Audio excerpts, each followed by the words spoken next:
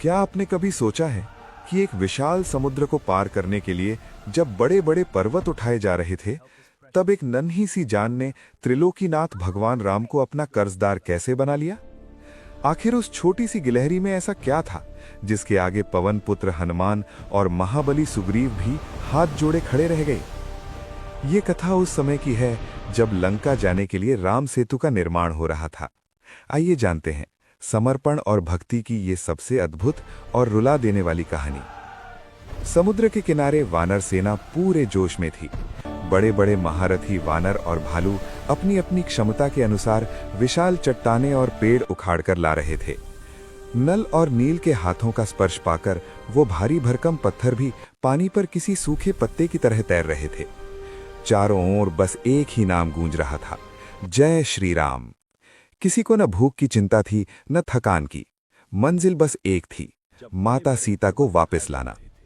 उसी विशाल भीड़ और शोर शराबे के बीच पत्थरों के पास एक बहुत ही छोटी सी गिलहरी भी मौजूद थी।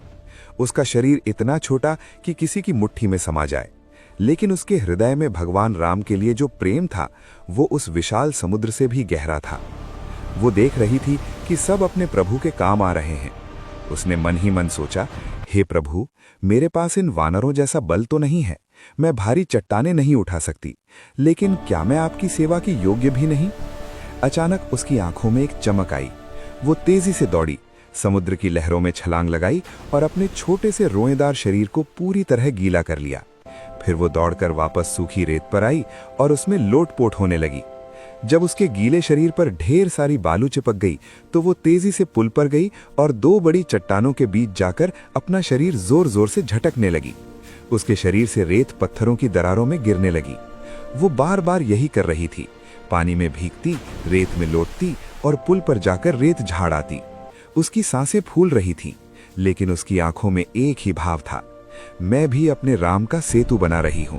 तभी वहां से एक विशालकाय वानर गुजरा। उसके कंधों पर एक बहुत बड़ा पर्वत था। उसे अपनी ताकत पर बहुत घमंड था। अचानक उसकी नजर उस छोटी सी गिलहरी पर पड़ी जो उसके रास्ते में थी। वानर को क्रोध आ गया। वो जोर से गरजा, अरे ओ नन्ही जान, दिखाई नहीं देता? यहाँ महाबलियों का काम चल रहा है, रास्ते से हट जा, वरना मेरे एक पैर के नीचे दबकर तेरे प्राण निकल जाएंगे। जा, यहाँ से भाग जा। गिलहरी सहम गई, लेकिन उसने हिम्मत करके अपने छोटे छोटे हाथ जोड़े और कहा, वानर भैया, मैं यहाँ खेल नहीं रही हूँ। पत्थरों के बीच जो खाली जगह रह गई है, मैं उस दरार को इस रेत से भर रही हूँ ताकि मेरे प्रभु का ये पुल मजबूत बने। ये सुनकर वो वानर ठहाके लगाकर हंसने लगा। अरे पगली, जितनी रेत तू सुबह से शाम तक लाएगी उतनी तो मेरी एक फूंक से उड़ जाएगी। ये बलवानों का काम है, तेरे बस का नहीं। वानर का अहंकार चरम पर था। उसने गुस्से में आकर अपने पैर से उस नन्ही गिलहरी को एक जोरदार ठोकर मार दी। गिलहरी एक तिनके की तरह हवा में दूर तक उछल गई। उसे लगा कि अब उसका अंत निश्चित है। कठोर चट्टानों पर गिरते ही उसके प्राण पखेरु उड़ जाएंगे। उसने अपनी छोटी छोटी आंखें बंद कर लीं और हृदय से पुकारा, हे राम। लेकिन वो किसी कठोर पत्थर पर नहीं गिरी। उसे ऐसा लगा जैसे वो किसी बेहद कोमल और सुरक्षित जगह पर आ गिरी है। जब उसने धीरे से अपनी आंखें खोलीं तो उसकी सांसें रुक गईं। वो किसी जमीन पर नहीं, बल्कि साक्षात त्रिलोकीनाथ भगवान श्री राम की दोनों हथेलियों के बीच बैठी थी। प्रभु राम की आंखों में आंसू थे और वो बड़े ही वात्सल्य से उस नन्ही जान को निहार रहे थे। उधर ये दृश्य देखकर पूरी वानर सेना सन्न रह गई। हनुमान जी, सुग्रीव और वो अहंकारी वानर, सबके कदम वहीं रुक गए। पूरा वातावरण एकदम शांत हो गया। राम जी ने अपनी उंगली से उस कांपती हुई गिलहरी के आंसू पोंछे। उनके एक ही स्पर्श से गिलहरी का सारा दर्द और डर छूमंतर हो गया। भगवान राम ने उस वानर की ओर देखा जिसने ठोकर मारी थी। वो वानर कांपते हुए आगे आया और राम जी के चरणों में गिरकर क्षमा मांगने लगा। राम जी ने उसे उठाया और बड़ी ही शांत आवाज में कहा, वानर श्रेष्ठ, क्या तुम्हें लगता है कि इसका प्रयास छोटा है? जरा इस सेतु की ओर देखो। तुम लोगों ने ये जो विशाल पर्वत रखे हैं, इनके बीच में बहुत सी दरारें हैं। अगर ये जगह खाली रह गई तो ये पुल कभी नहीं टिकेगा।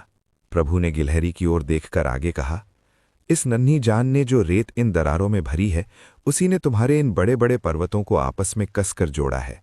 तुम्हारे पास पर्वत उठाने की शक्ति थी, तुमने वो किया। लेकिन इसके पास जितनी शक्ति थी, इसने अपना सब कुछ अर्पण कर दिया।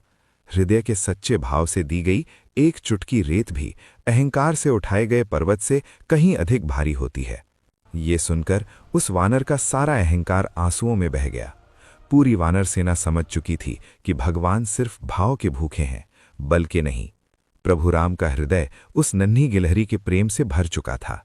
उन्होंने मुस्कुराते हुए कहा, हे नन्ही भक्त, तुमने अपने इस प्रेम से मुझे अपना ऋणी बना लिया है। फिर प्रभु राम ने अपना दाहिना हाथ उठाया और बड़े ही प्यार से अपनी 3 उंगलियां उस गिलहरी की कोमल पीठ पर फेरीं, और उसी क्षण एक चमत्कार हुआ। जिस जिस जगह से प्रभु की उंगलियां गुजरीं, वहां हमेशा हमेशा के लिए 3 सुंदर सफेद धारियां बन गईं। प्रभु ने कहा, आज से ये निशान तुम्हारी पहचान होंगे। जब भी कोई इन 3 रेखाओं को देखेगा तो उसे याद आएगा कि सच्ची भक्ति का शरीर के आकार से कोई लेना देना नहीं होता। गिलहरी खुशी से चहकने लगी। उसे ऐसा लगा जैसे उसे पूरी दुनिया की दौलत मिल गई हो। तो दोस्तों, आज भी हम जो गिलहरियों की पीठ पर वो 3 धारियां देखते हैं, वो कोई आम निशान नहीं है। वो साक्षात मर्यादा पुरुषोत्तम भगवान श्री राम के प्यार के हस्ताक्षर हैं। क्या आपको भी इस नन्ही गिलहरी की भक्ति ने भावुक किया? अगर हाँ, तो कमेंट बॉक्स में पूरे सच्चे मन से जय श्री राम जरूर लिखें। और ऐसी ही रोंगटे खड़े कर देने वाली सनातन कथाओं के लिए हमारे चैनल को अभी सब्सक्राइब करें। मिलते हैं अगले वीडियो में, तब तक के लिए जय सिया राम।